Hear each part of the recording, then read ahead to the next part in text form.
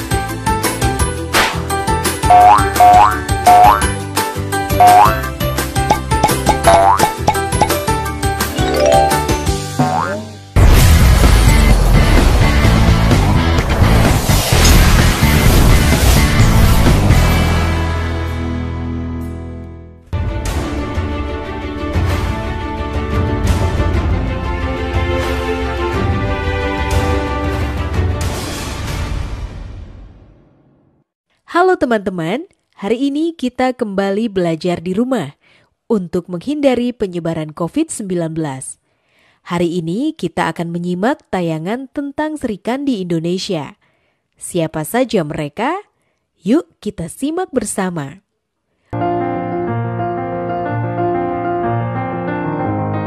Hai teman-teman, kali ini kita akan mengenal lebih jauh tokoh pendidikan wanita asal Minahasa, Sulawesi Utara.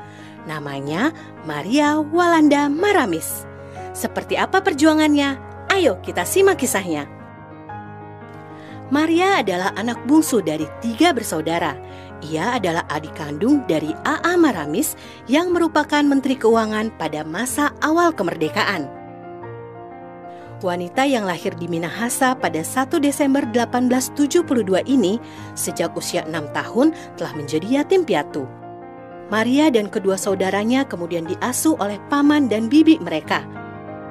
Maria hanya mengenyam pendidikan sampai setingkat SD karena pada masa itu anak perempuan Minahasa tidak diizinkan mengenyam pendidikan lebih tinggi lagi. Namun Maria tidak pernah berhenti belajar dari orang-orang terpelajar di sekitarnya. Semangatnya untuk memajukan nasib kaum wanita terus tumbuh meskipun harus mendobrak tradisi. Menurut Maria, seorang ibu adalah inti dari sebuah rumah tangga yang juga menjadi inti masyarakat. Karena itu, seorang anak perempuan harus mendapatkan pendidikan yang lebih tinggi sama seperti laki-laki. Setelah menikah, Maria kemudian pindah ke Manado. Di kota inilah pada tahun 1917, Maria bersama beberapa temannya mendirikan organisasi percintaan ibu kepada anak temurunnya yang disingkat PIKAT.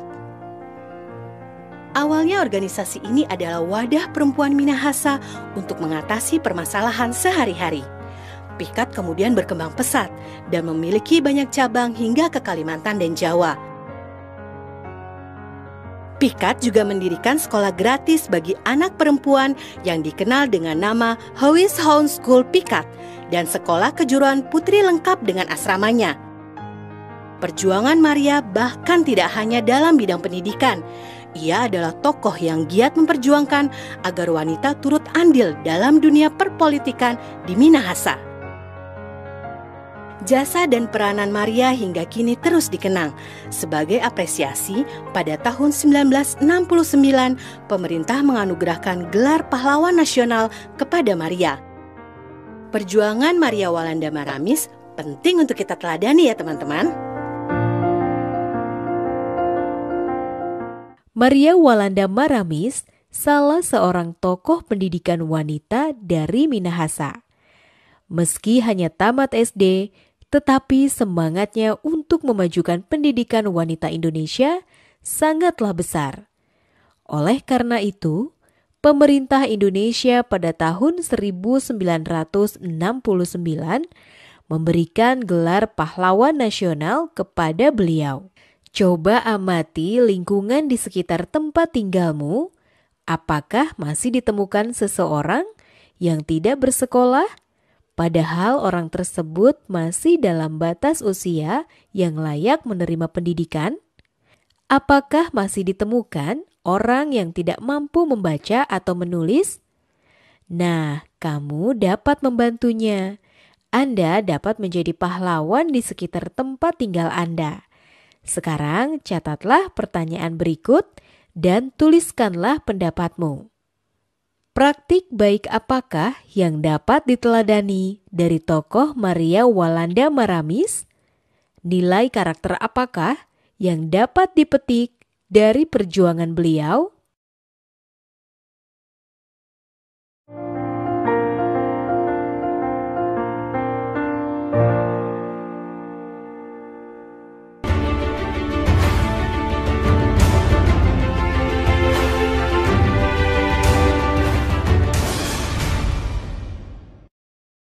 Lima hal penting cegah COVID-19. Pertama, sering cuci tangan pakai sabun. Kedua, tidak keluar rumah kecuali ada hal penting. Ketiga, semua pakai masker, baik yang sakit atau yang sehat. Keempat, jaga jarak dan hindari kerumunan. Kelima, segera mandi dan ganti pakaian setelah tiba di rumah. Iklan ini dipersembahkan oleh Kementerian Kesehatan Republik Indonesia. Tak ada yang lebih membanggakan dari menjawab keraguan dengan keberhasilan. Aku kan mau jadi pengusaha ikan. Karena kutemukan jurusan dan pelatihan yang kuperlukan.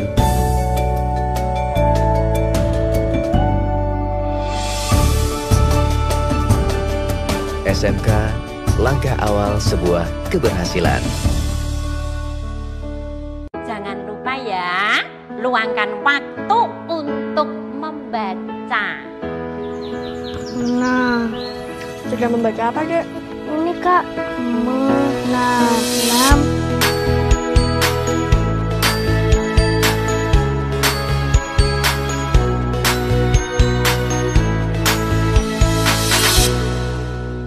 Buku-buku, baca-baca, buku baru. 5 hal penting cegah COVID-19. Pertama, sering cuci tangan pakai sabun. Kedua, tidak keluar rumah kecuali ada hal penting.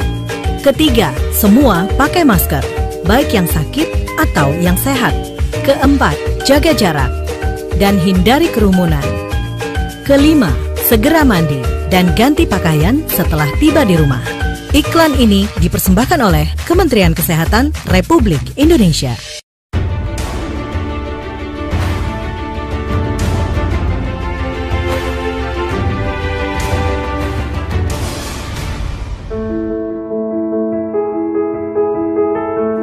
Teman-teman, Indonesia adalah negara maritim terbesar di dunia. Dan ada satu fakta membanggakan tentang sejarah maritim Indonesia yang sangat seru ceritanya. Apakah kalian tahu, Laksamana wanita pertama di dunia berasal dari Aceh? Ayo kita simak kisah kepahlawanan tokoh yang satu ini. Namanya Kemala Hayati. Ia adalah pemimpin armada laut kerajaan Aceh di masa pemerintahan Sultan Al-Mukamil yang memerintah pada akhir abad ke-16. Sebelum menjadi Laksamana, Kemala Hayati dipercaya memimpin armada Inong Bale yang legendaris. Pasukan ini terdiri atas wanita-wanita janda yang suaminya gugur dalam pertempuran melawan Portugis. Sebagai titik pertahanan strategis, didirikan benteng yang dikenal dengan nama Kuta Inang Bale. Hingga kini, kita bisa melihat bukti fisiknya di Teluk Krueng Raya dekat pelabuhan Malahayati di Aceh. Kemala Hayati diangkat sebagai Laksamana karena ketangguhan dan kesuksesannya dalam memimpin armada Inung Bali. Sebagai seorang Laksamana, Kemala Hayati bertugas memimpin armada laut, mengawasi pelabuhan, dan mengawal diplomasi kerajaan Aceh dengan bangsa Eropa.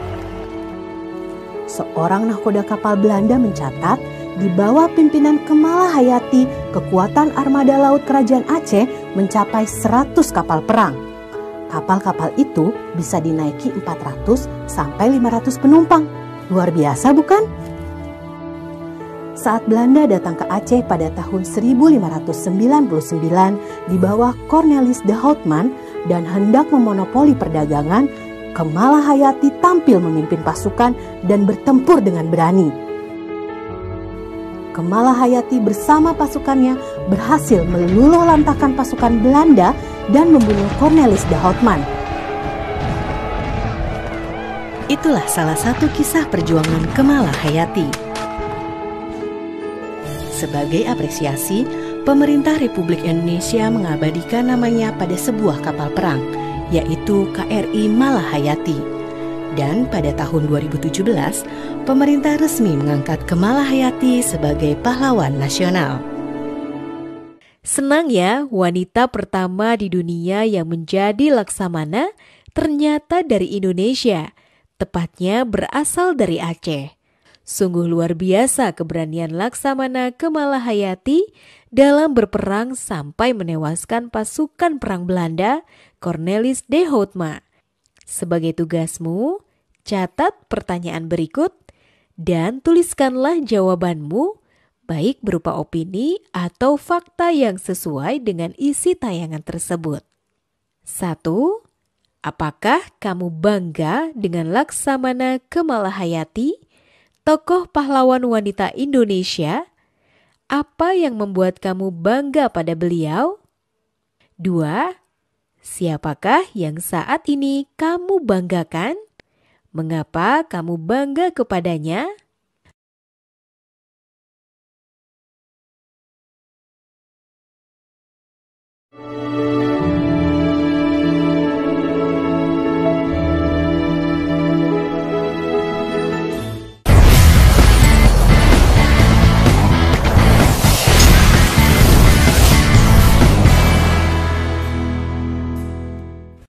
Belajar dari rumah sangat menyenangkan. Iya ya, asik banget. Belajar dari Rumah, sebuah program yang memperluas akses belajar melalui televisi dan untuk seluruh jenjang pendidikan, mulai PAUD hingga pendidikan menengah. Ada pula siaran kebudayaan untuk semua dan pengasuhan anak bagi orang tua dan guru. Saksikan Belajar dari Rumah hanya di TVRI, Senin sampai dengan Jumat mulai 13 April 2020, mulai pukul 8 waktu Indonesia Barat. Tonton sajian program pembelajaran dan kebudayaan yang bermanfaat, seperti pesan Menteri Pendidikan dan Kebudayaan Republik Indonesia, Bapak Nadiem Makarim berikut ini. Kementerian Pendidikan dan Kebudayaan terus mendukung pembelajaran jarak jauh dan memajukan budaya Indonesia di masa pandemi corona. Saksikan program Belajar dari Rumah untuk semua jenjang pendidikan, guru dan orang tua hanya di TVRI. Marilah kita bersama-sama belajar dari rumah. Informasi ini dipersembahkan oleh Kementerian Pendidikan dan Kebudayaan Republik Indonesia. Menari adalah nafasku, bagian dariku, bahasaku, bahasa yang begitu indah. Pasti bisa mengantarku ke sana. Sampai puncaknya. Memilih SMK adalah langkah awal untuk masa depan yang nyata.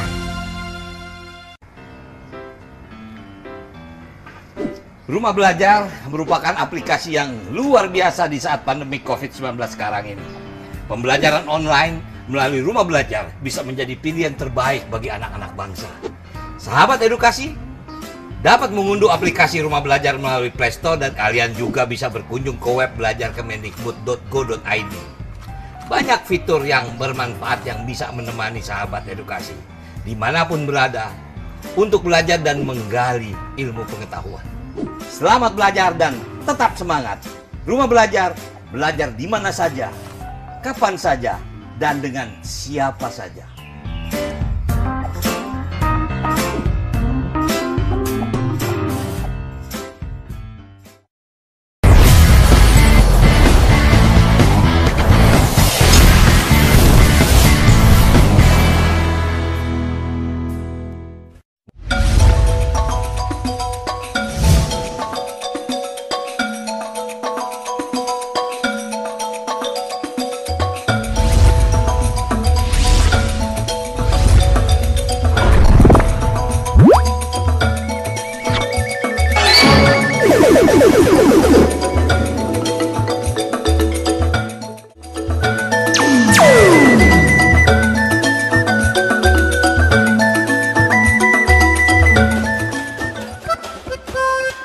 banyak sekali Kartini-Kartini Indonesia yang gigih dalam mengukir prestasi hingga mengangkat derajat bangsa Indonesia di mata dunia. Berbagai kisah dari para atlet perempuan Indonesia untuk mengibarkan sangsaka akan diceritakan melalui program ini. Tahun 1988, tahun bersejarah yang mencatatkan namanya sebagai salah satu peraih medali pertama bagi Indonesia. 3 Serikandi mendapat peringkat di bawah tuan rumah Korea Selatan. Siapa sangka medali tersebut justru diraih dari cabang olahraga panahan dan bahkan didapatkan oleh atlet-atlet yang namanya belum banyak dikenal. 3 Serikandi atau Trio Serikandi.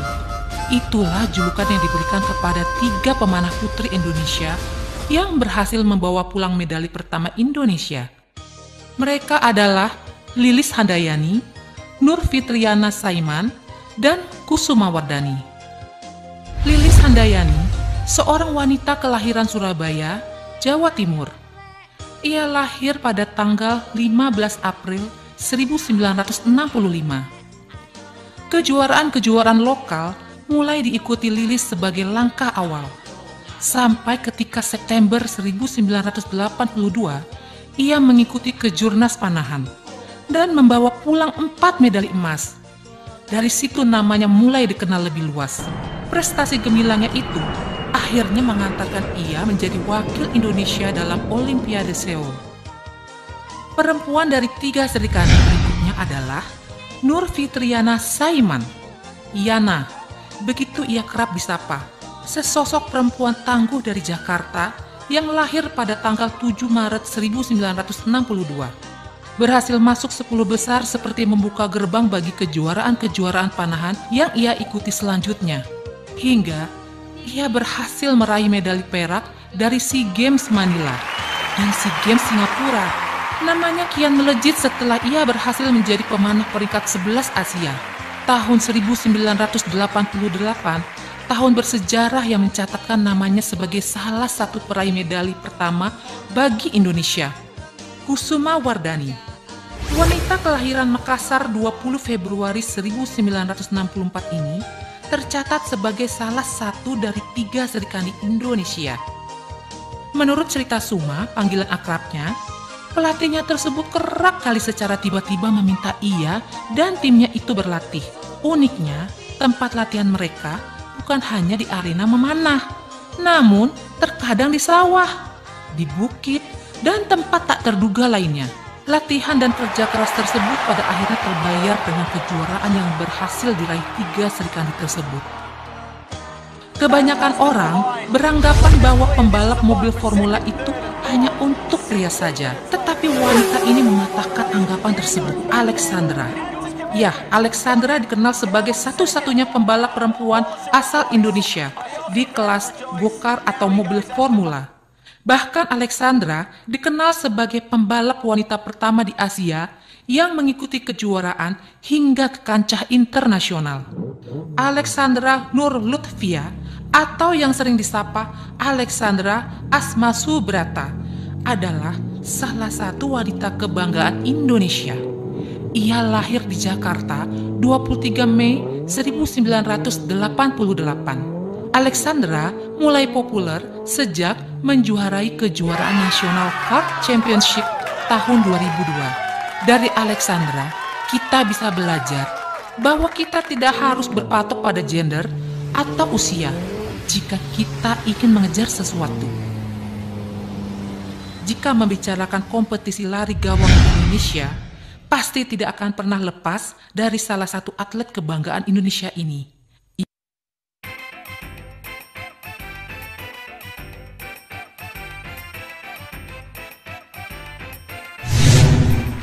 Ia adalah Dedeh Erawati, lahir di Sumedang, Jawa Barat pada tanggal 20 Mei 1979. Dia merupakan seorang pelari gawang dengan kewarganegaraan Indonesia.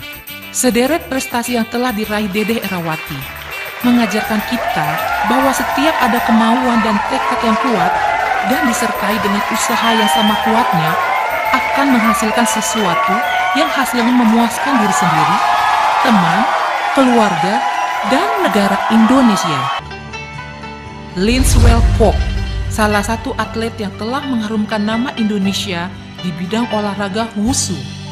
Gadis kelahiran Medan 24 September 1991 ini telah mengenal wushu sejak kecil.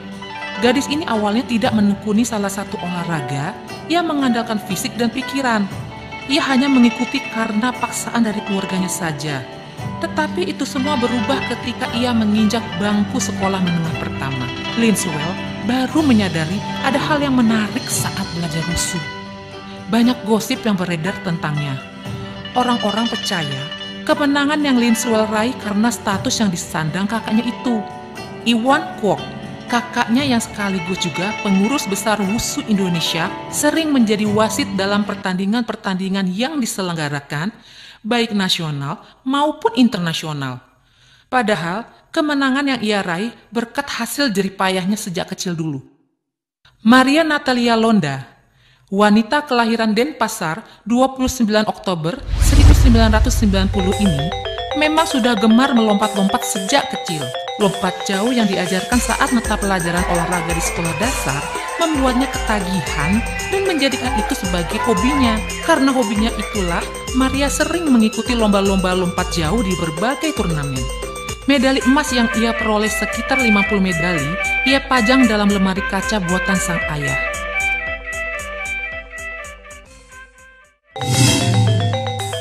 Ninengah Widiasih, seorang wanita kelahiran Karangasem, Bali, tanggal 12 Desember 1992, harus kehilangan pergerakan kakinya ketika menginjak usia 3 tahun karena penyakit polio yang dideritanya. Dan pada usia 3 tahun pula, fungsi kakinya digantikan dengan kursi roda. Awalnya Widiasih mengaku hanya ikut-ikut saja.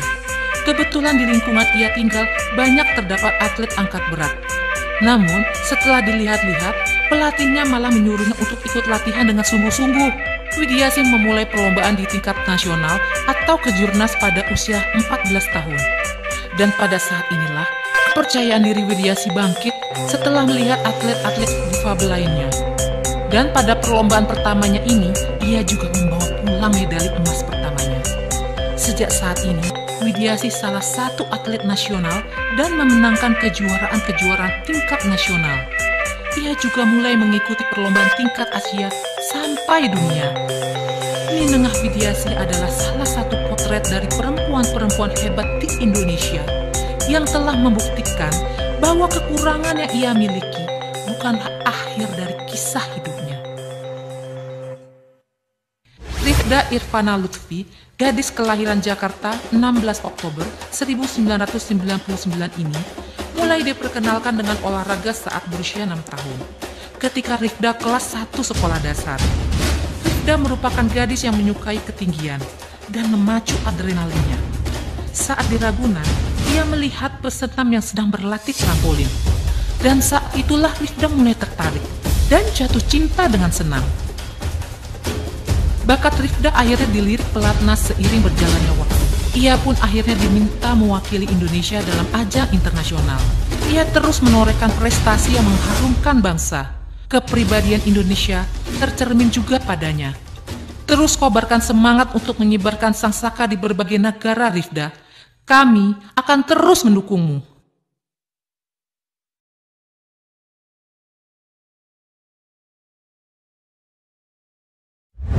Iren Harisma Sukandar lahir pada tanggal 7 April 1992. Merupakan Grandmaster Catur Putri asal Indonesia. Ia meraih gelar Grandmaster wanita pertama di Indonesia saat usianya yang 16 tahun. Bagi kebanyakan orang, mungkin catur hanya sekedar kegiatan yang dilakukan untuk mengisi waktu luang atau bersantai. Namun bagi Iren, catur merupakan olahraga yang sangat sesuai dan pas untuk karakter dirinya.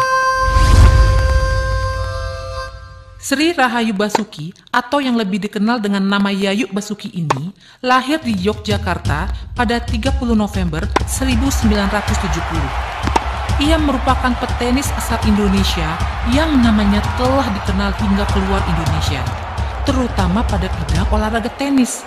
Walaupun sekarang telah gantung raket, tetapi prestasi-prestasinya pasti akan selalu dikenang.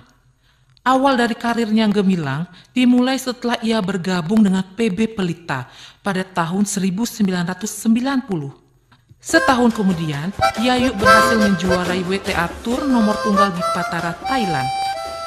Ini merupakan pertama kalinya bagi Indonesia yang mampu menjuarai turnamen ini. Liliana Natsir sudah tak asing lagi dengan nama seorang pebulu tangkis nasional yang telah mengibarkan sang merah putih di berbagai kejuaraan dunia. Dia lahir di Manado, 9 September 1985.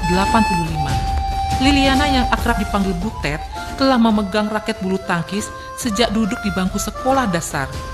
Ketika usianya menginjak 12 tahun, Liliana diterima di PB Tangkas di Jakarta. Ia tetap fokus pada bulu tangkis dan ia harus berhenti sekolah. Ini merupakan keputusan yang berat bagi Liliana dan orang tuanya. Ia merasa bila ia mengerjakan sesuatu, harus selalu fokus dan serius. Tayangan tersebut ada berapakah jumlah Kartini Indonesia yang mengharumkan nama Indonesia baik di tingkat nasional maupun internasional? Ya, benar. Ada 13 orang. Meskipun awalnya ada di antara mereka menjadi atlet karena terpaksa, ikut-ikutan, dan hobi. Sekarang untuk tugasmu, catatlah pertanyaan ini dan tuliskanlah alasannya. 1. Siapakah atlet yang menarik perhatian dan menginspirasimu untuk berprestasi? Mengapa kamu mengaguminya? 2. Selain olahraga, bidang apakah yang kamu ingin tekuni? Usaha apakah yang kamu lakukan untuk meraih prestasi di bidang tersebut? Sekarang tetap belajar dari rumah ya teman-teman. Jaga jarak, rajin cuci tangan, dan pakai masker agar kita mencegah penyebaran COVID-19. Sampai jumpa!